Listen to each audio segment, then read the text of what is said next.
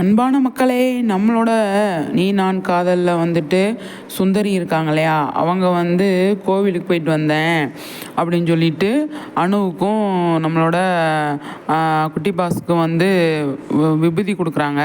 அவங்க 2 பேருமே வாங்க மாட்டுறாங்க. 2 பேருமே விபூதி வாங்காமல் அவங்க வந்து தள்ளி போயிடுறாங்க. அப்போ சுந்தரி சொல்கிறாங்க, நான் வந்து பண்ணதெல்லாம் தப்பு தான், என்னை மன்னிச்சிக்கோங்க அப்படின்னு சொல்லி சொல்கிறாங்க. அப்போ வந்து குட்டி பாஸ் என்ன சொல்லுவார், அனு நீங்கள் வாங்க நம்ம போகலாம் அப்படின்னு சொல்லி கூட்டிகிட்டு போயிடுவார்.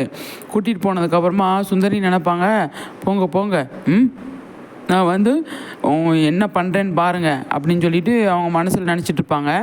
இந்த பக்கம் வந்து பார்த்தீங்க அப்படின்னா ராகவ் வந்து அதாவது அணுக்கிட்ட வந்து அபிகிட்ட வந்து ப்ரப்போஸ் பண்ணணும் அப்படின்னு நினச்சி ரெடி ஆகிட்டுருக்காரு.